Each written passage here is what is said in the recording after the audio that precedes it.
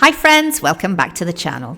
In today's video, I'm going to be giving you some useful tips on how to write an article. Le indicazioni che ti darò valgono sia per il Cambridge First sia per il Preliminary Level B1. Ovviamente cambia il numero di parole richieste.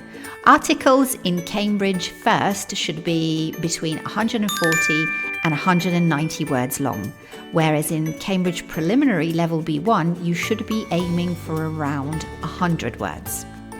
Anyway, let's get started. Now, as you already know, sometimes in writing part 2, you will be asked to write an article.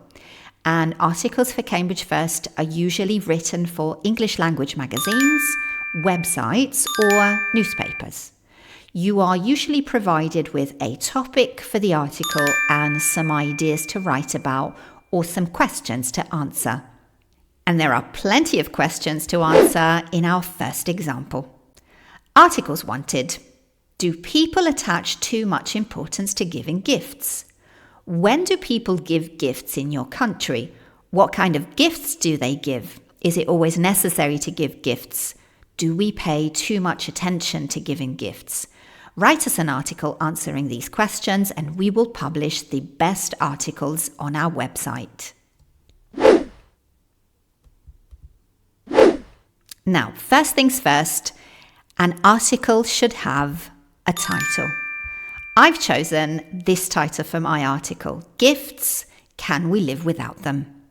A title should give a glimpse of what your article is going to be about. It doesn't need to be super creative, but it should be at least a little bit interesting, possibly catchy.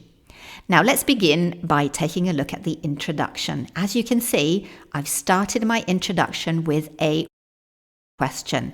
Domande retoriche, domande dirette al lettore fanno sì che il lettore si senta immediatamente coinvolto. We all like giving gifts, wouldn't you say so? Questo we inclusivo include anche il lettore. In Italy, we give gifts on birthdays, Christmas, graduations, weddings, and other special events. For these occasions, it's incredibly important that we choose our presents carefully and that we spend quite a bit of money because we want to show our dear ones how much we care about them. We also take gifts when we visit someone, but these are less important and they're usually flowers, a bottle of wine, or cakes. Is it really necessary to give gifts? Come vedi, anche qui nel corpo centrale dell'articolo continuo ad utilizzare delle domande retoriche o delle domande dirette al lettore stesso per mantenere alta la sua attenzione. The problem is that some people will expect a gift and you don't want to upset them, do you? But is that a really good reason to give someone a gift? Shouldn't gifts come from the heart? And on top of this, sometimes the gift says more about the giver than you think. For instance, I was given a set of beautiful wine glasses by a friend of mine who completely forgot that I'm a teetotaler and I hate wine. In an article, try to give personal examples, personal anecdotes, because this will interest and involve the reader. Vediamo adesso come ho concluso l'articolo. Anche qui noterai che c'è una domanda retorica proprio alla fine. Perhaps we should stop giving gifts completely and we should donate the money to charity instead. Problem solved. Don't you agree? So here I've decided to end my article with a thought-provoking conclusion, but even an amusing conclusion would work great in an article. Adesso andiamo a parlare di introduzione all'articolo in maniera più dettagliata, ma prima ho un favore da chiedere. If you're finding this video useful, please don't forget to leave it a like. It doesn't cost you anything, but it really helps my little channel. And now, back to the introduction. The introduction of a Cambridge Level B2 article, as we already said, should captivate the audience attention and it should really draw the reader into the topic that is being discussed. So, as we said previously, it's a good idea to start your article by asking the reader a direct question. For example, have you ever dreamed of visiting the stars? Or are you the sort of person that blah, blah, blah? Or what would you do if... Remember that articles are very different from essays. Essays are formal, serious, neutral, and to some extent a little bit boring. Unlike essays, instead, articles aim to really connect the writer with the reader on a more personal level, making the reader feel involved in the content of the article. Guarda come sono diverse queste due introduzioni. Entrambe riguardano l'esplorazione spaziale. The introduction on the left-hand side is the introduction to an essay, whereas the one on the right is an introduction to an article. Take a look at the essay intro. Space exploration has captivated humanity for ages, but many people debate whether the governments should prioritize it over Earth's issues. Mentre, guarda com'è più diretta questa. Have you ever thought about visiting the stars? Let's explore together whether space exploration is a good investment or a complete waste of money. Vedi, abbiamo una domanda retorica, poi c'è questo let's che include il lettore nel discorso, quindi facciamo questa cosa insieme, e poi per esempio l'uso di punti esclamativi per rendere il discorso molto più enfatico, molto più drammatico, molto più coinvolgente. So when you're writing an article, it's important to include some creative, but most importantly, strong words. Be dramatic, be emphatic. It's important to use words that will make your writing more interesting. Guarda qua com'è diverso l'uso di un aggettivo, tra virgolette, normale, messo a confronto con un aggettivo un po' più estremo. Like a lot of people, I was interested in the building's history. E, like a lot of people, I was fascinated by the building's history. The city centre is always crowded with tourists. That's a nice adjective. But if you're writing an article, be dramatic. Make it interesting. The city centre is always packed with tourists. Her first song was a big success. Her first song was a huge success. So remember to use plenty of extreme adjectives. Use terrifying instead of scary, essential instead of necessary, freezing instead of cold, starving instead of hungry, and hilarious instead of funny. Anche la grammatica può venirci incontro per rendere il nostro discorso un po' più dramatic. You can use a particular type of structure which will help you emphasize your ideas and opinions.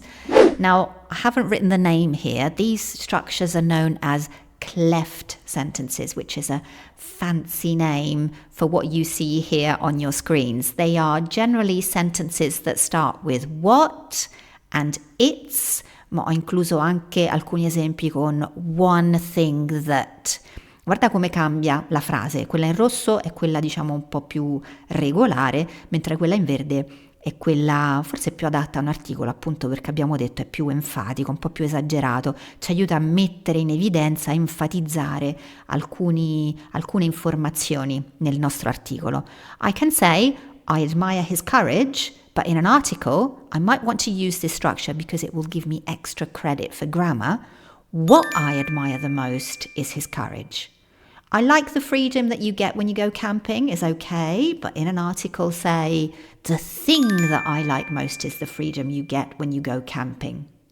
Instead of saying her brutal honesty really surprised me, you could say, one thing that really surprised me was her brutal honesty. I will never forget our evening chats on the beach could be substituted with, it's our evening chats on the beach which I will never forget. Devo essere sincera, si tratta di una struttura non particolarmente difficile, ha il suo equivalente in italiano, quindi credo che per studenti italiani sia abbastanza facile includerla in un articolo e non ci crederai, ma questa normalmente è una struttura che viene insegnata a livello C1, quindi utilizzarla dimostrerà a chi correggerà il tuo articolo che sei in grado di utilizzare strutture complesse, anche più complesse rispetto al livello del tuo esame, quando in realtà per gli italiani secondo me questa è facile facile. Ok, now in Cambridge First and in Cambridge Preliminary, articles are usually informal, which means that it's okay to use contractions. It would be great to use some phrasal verbs and idiomatic expressions. Quindi per capirci, anziché dire he was really happy, You could say, he was over the moon. In articles, you can be as creative as you want to. You can tell a story, tell anecdotes, ask the reader to think about new and exciting ideas. Remember to use a variety of different tenses. Don't just use the present simple, which is boring. Remember to use some conditional sentences, maybe a past continuous, a couple of comparatives, modal verbs, passives, etc., etc. So show your range of grammar knowledge. In the conclusion, round up your point and give a final thought.